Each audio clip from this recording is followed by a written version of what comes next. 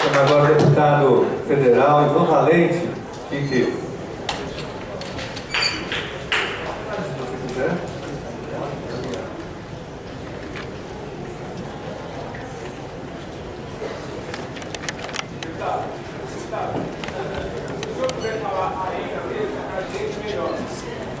ele é para filmagem ali. Vai aparecer mais bonito. Já vai a imprensa ali, ele vai falar daqui. Ele vai acender a luz. Ele vai acender a luz. Ali a gente agita mesmo, aqui a gente agita mesmo. Bom, boa tarde a todos e a todas. Quero cumprimentar aqui a nossa mesa, o companheiro Carlos Janazzi, parabenizá-lo aí pela iniciativa. Está discutindo um assunto tão premente, né? E eu digo de uma urgência que a cobertura dos meios de comunicação não dão a dimensão que o problema realmente tem.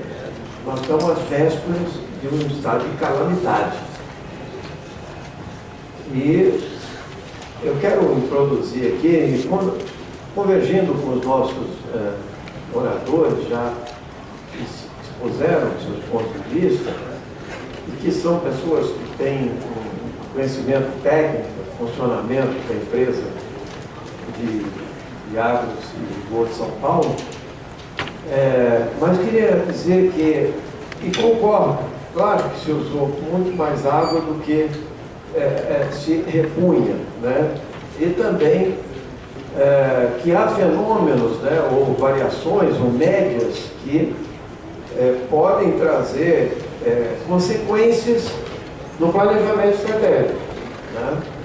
E, então, em primeiro lugar, eu queria dizer a vocês que nós já acordamos ontem na Câmara dos Deputados, primeiro dia, fazer uma comissão geral no plenário da Câmara, já na outra semana, pós-carnaval, né, com especialistas aí do Brasil inteiro, e todos concordam que é uma imensa gravidade nessa situação.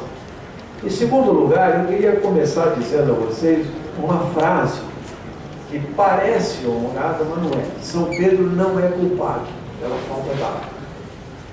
Tá? Porque até a portaria de São Pedro está sendo xingada, porque não chove na represa, chove em todos os lugares. Na verdade, a coisa é mais séria, porque governar é fazer escolhas, é planejar, é visualizar também o futuro. E o que está acontecendo aqui, em particular, mas no geral, o planejamento energético também, nacional, é que se pensa a curto prazo e não se tomam as medidas que têm que ser tomadas no período de bonança. Então, em primeiro lugar, eu quero me colocar aqui como eu acho criminosa a privatização da Sabesp. Acho que vender ações na Bolsa de Nova York, ao invés de acumular e investir para o futuro, em vez de distribuir dividendos, né, já é uma coisa que agora vai pagar o seu preço. Agora vai pagar o seu preço. Nós vamos em segundo pagar. lugar, o governante não tem o direito de utilizar um recurso essencial à vida, como é a água, né, para protelar decisões e para não comunicar a verdade à população. E isso foi feito aqui nesse processo eleitoral, no nível nacional também, um certo estelionato eleitoral. Então, tem decisões políticas que precisam ser tomadas, mas são adiadas em função de esperar um outro futuro e assim por diante. Em terceiro lugar, eu queria dizer a vocês que eu acho que o complexo de fatores que influem na produção e no armazenamento, no atendimento geral à população, são mais amplos.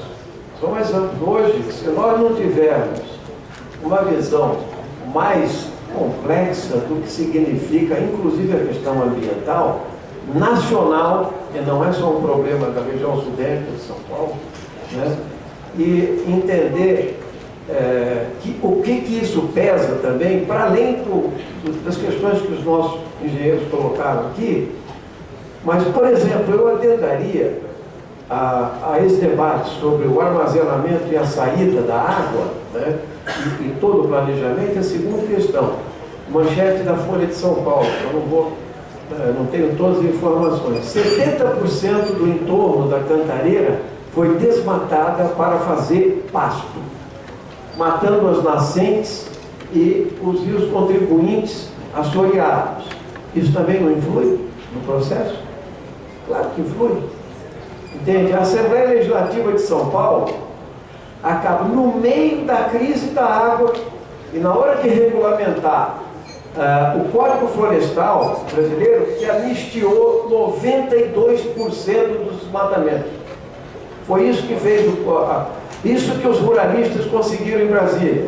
Anistiar 92% das propriedades que tinham que recompor áreas de proteção permanente, reservas legais e assim por diante.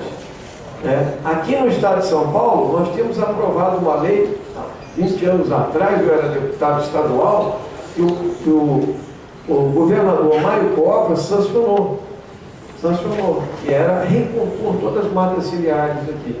Foi revogada na regulamentação, agora na regulamentação do Código Florestal foi revogada a lei.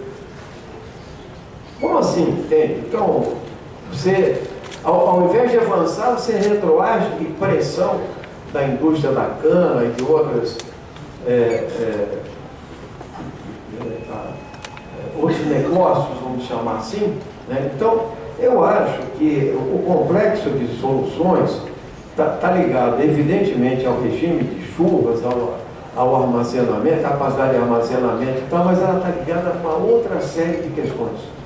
É você se conformar, por exemplo, que a perda de vazamentos, isso vocês entendem aqui também, pessoal ligado à área sindical, de 33%,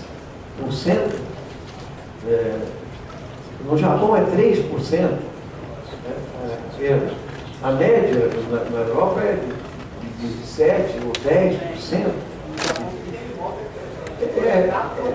Então, se você persiste numa questão como essa, preste atenção, o regime de perdas é uma coisa importante. Segunda questão, né? Nós discutimos há muito tempo já a questão do uso da água. Mas talvez, eu não sei agora, quando eu tratei dessa questão, por exemplo, a Ródia de Campinas, ela consome 3,5 metros cúbicos por segundo. A mesma quantidade de água do que a população inteira de Campinas. 1 milhão de habitantes. A Ródia.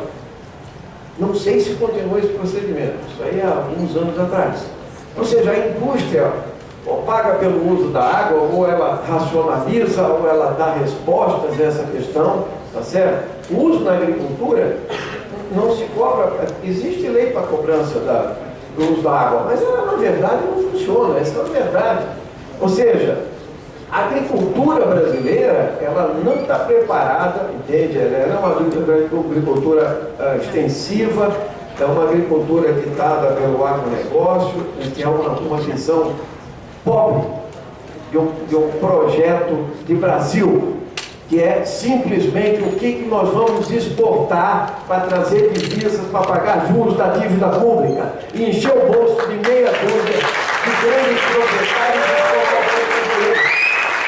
Esse modelo é falido e vai ter enormes consequências futuras para o Brasil. Eu não estou falando só do estado de São Paulo, estou falando do centro-oeste brasileiro, do desmatamento brutal da Amazônia. Ainda ontem, a Frente Parlamentar Ambientalista no Congresso Nacional promoveu um debate sobre a água e levou alguns especialistas lá, né?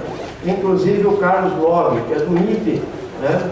É o maior estudioso de climatologia. E a gente tem que saber se essa questão é sazonal, vai acontecer de 100 em 100 anos, está havendo mudança ou não do rumo das chuvas. E todo estudo climático está caminhando para demonstrar que há realmente um bloqueio causado fundamentalmente pelo desmatamento. E o desmatamento lá influi no regime de chuvas aqui.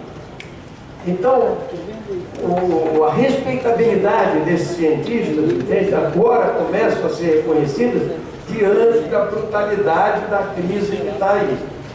O armazenamento de água, que agora está todo mundo correndo atrás. Hoje, está na folha de hoje, que o Alckmin fez aí as megas caixas d'água para chegar, a água chegar nas áreas mais altas aí, né?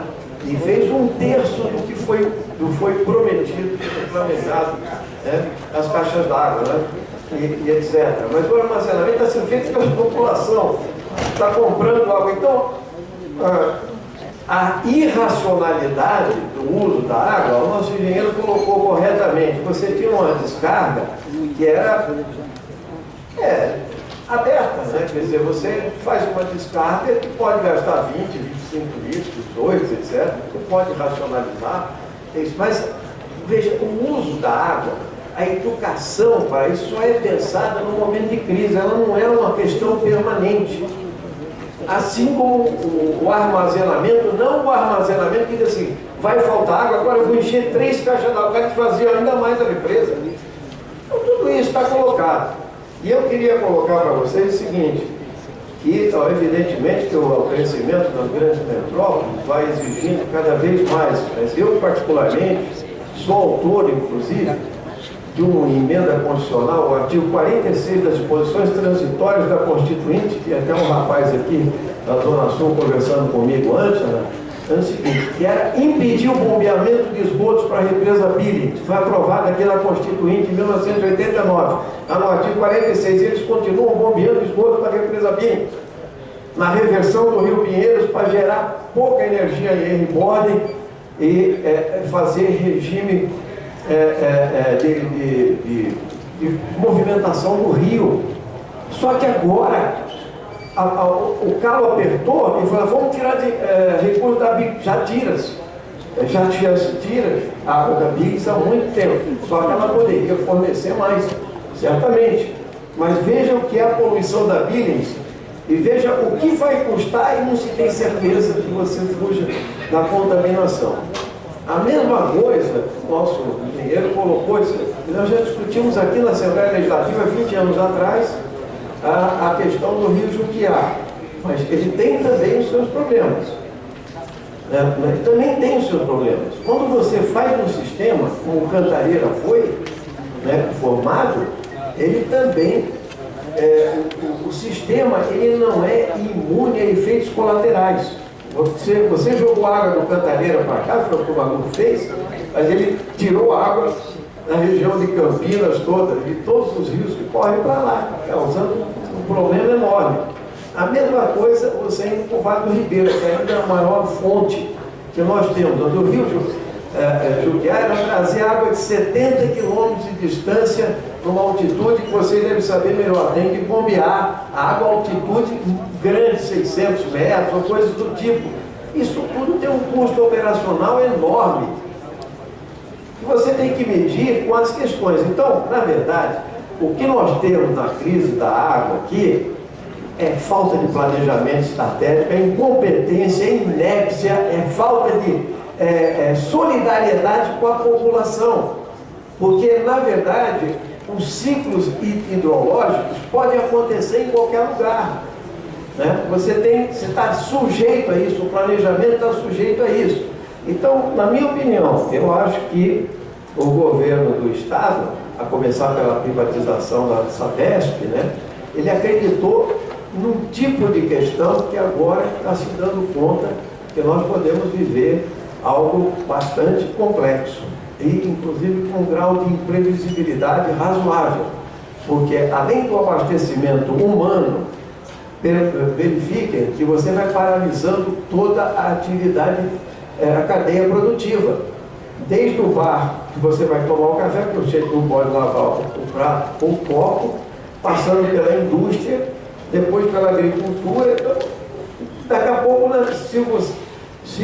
as previsões estão se dando e se não chover o suficiente, nós podemos chegar a uma situação limite que você tenha um verdadeiro êxodo urbano, ou coisa do tipo, porque a incúria governamental levou a isso também, não só a questão climática. É isso que eu quero desmistificar. Eu acho que as decisões são políticas. Em última instância, o governante toma decisões políticas e ele determina prioridades, não seja no planejamento, seja no gasto público, seja no planejamento energético, seja na questão ambiental e etc. Então, nós estamos diante de uma situação em que a população precisa se organizar, e eu acho que é aí que está a chave da questão. Porque quando você apertar por baixo, levantar a população, que não vai só correr atrás do balde e tal, mas vai protestar com o direito que ela tem, que a água tratada é o direito do cidadão brasileiro. A água a beber, a tomar banho, a usar para cozinhar, e até ser educado para usar outras águas servidas para reuso ou para outro tipo de utilização. Então, é nesse momento que eu acho que a sociedade civil pode ter um peso muito grande para empurrar o governo. E eu acho que é para isso aqui que nós estamos.